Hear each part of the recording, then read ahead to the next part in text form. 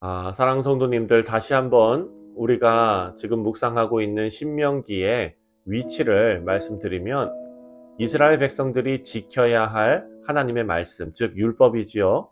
이 율법에 대해서 모세가 설교하는 내용입니다. 그 중에 두 번째 설교 마지막 부분이 지금 우리가 살펴보고 있는 말씀입니다. 이 부분은 주로 백성들을 다스리는 정치와 사법에 관한 부분들이 지금 선포되고 있습니다. 어제 말씀에서는 참 선지자와 거짓 선지자를 구별하는 방법에 대해서 알려주셨고, 오늘 말씀을 보면 도피성에 대해서 말씀하고 있습니다. 19장을 시작하면서 이스라엘 백성들이 가나안 땅에 들어가면 새 성읍을 구별해서 살인한 사람들을 위한 도피성으로 만들라라고 명령하고 있습니다. 사실 도피성에 관한 말씀은 신명기 말씀 외에도 성경의 많은 부분에서 강조하고 있는 말씀입니다. 왜냐하면 이 말씀이 참 중요하기 때문입니다. 도피성은 하나님의 구속사적인 관점에서 아주 중요한 역할을 하고 있습니다.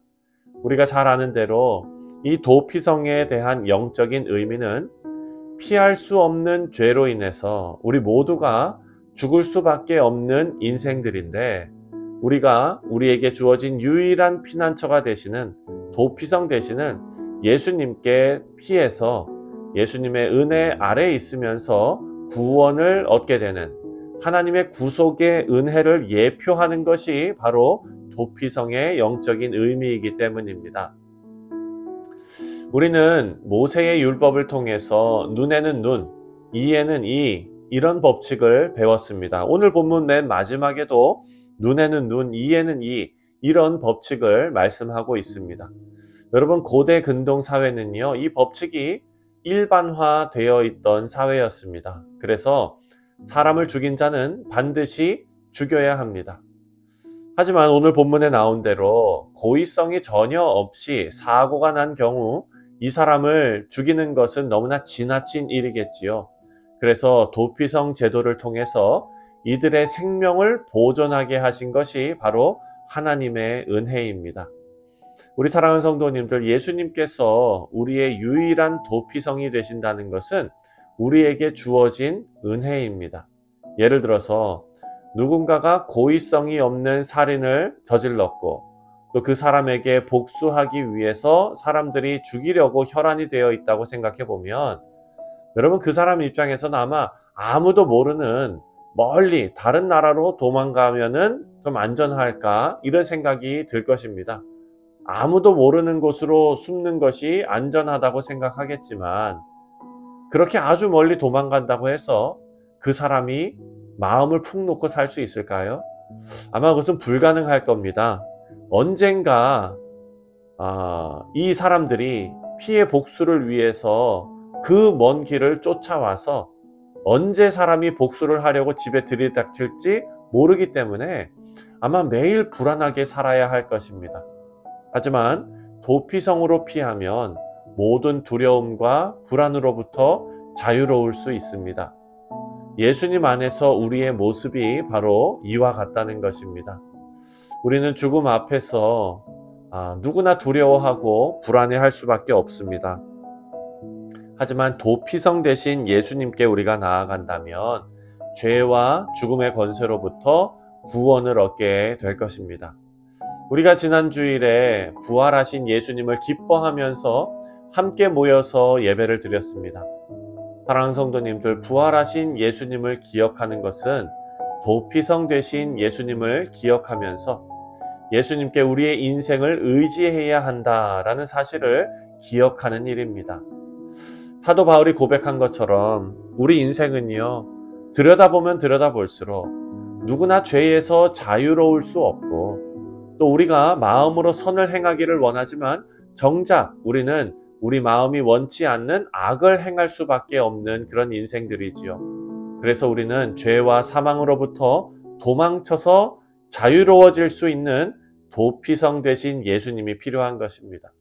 주님 안에서 참된 자유를 누리시는 우리 뉴욕 성실장로교회 모든 성도님들 되시기를 주님의 이름으로 축원드립니다. 오늘 본문 14절을 보면은요, 경계표를 옮기지 말라라고 명령하십니다. 내 이웃의 경계표를 옮기지 말라. 14절을 보면 내 하나님 여호와께서 내게 주어 차지하게 하시는 땅, 곧 내 소유가 된 기업의 땅에서 조상이 정한 내 이웃의 경계표를 옮기지 말지니라. 아멘. 여러분, 여기서 말하는 경계표는 땅의 경계를 말하는 것입니다. 그 당시에는 토지 문서와 같은 자기 소유권을 증명할 어떤 서류가 없었습니다. 그래서 지계표라고도 하고 경계표라고도 부르는 표시가 있었습니다.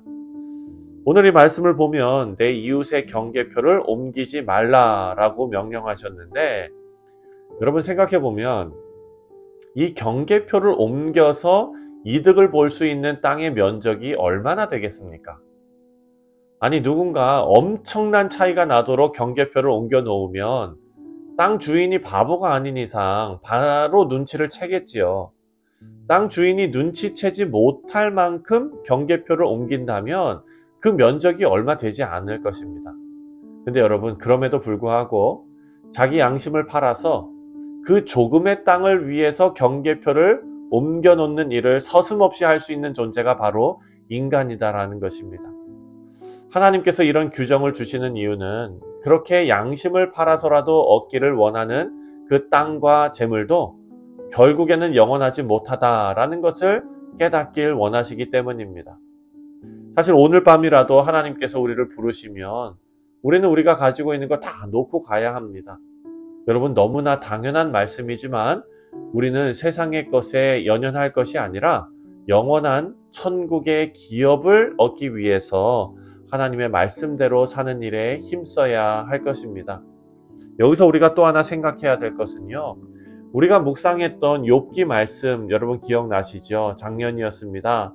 그 욥기 말씀을 묵상하면서 사회적인 악을 행하는 그 예로 욥의 친구들이 들었던 그 여러 가지 악행들을 우리가 생각해 보면은요, 토지의 경계표를 옮기는 행위를 그때 욥의 친구들이 언급했습니다.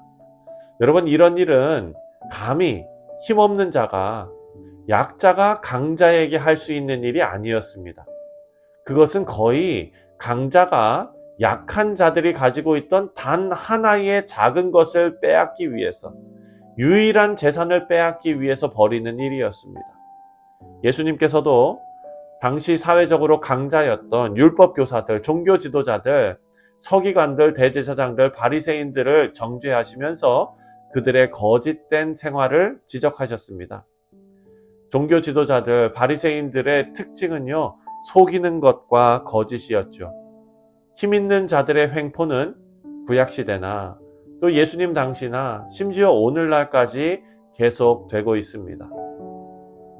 그래서 오늘 본문 15절 말씀을 보면 15절부터 21절까지 공정한 재판을 위해서, 다시 말해 힘없는 자들을 보호하기 위해서 모든 판결에 두세 사람의 증인을 두어야 한다라고 명령하십니다. 약자를 보호하시는 하나님의 정신이 이 율법에 녹아있는 것입니다. 하나님 사랑, 이웃 사랑이죠. 예수님께서 우리에게 하나님을 사랑하고 이웃을 사랑하라고 말씀하셨습니다. 여러분, 오늘 이 본문에서 우리가 찾을 수 있는 이웃 사랑에 대한 귀한 교훈은 이웃 사랑이 거창한 것이 아니라 나의 유익을 위해서 이웃에게 해를 가하지 않는 것에서부터 시작하는 것을 우리가 알 수 있습니다. 우리 사랑하는 성도님들, 우리 오늘 살아가시면서 모두 손해보는 일에 익숙해지는 것은 어떨까요? 내가 조금 손해보더라도 함께 기쁨을 나눌 수 있는 넓은 마음을 가지시고 약자를 돌보시는 하나님의 마음, 그 마음을 소유한 우리 복된 뉴욕 성실장로교회 모든 성도님들 되시기를 주님의 이름으로 축원드립니다. 다 같이 기도하겠습니다.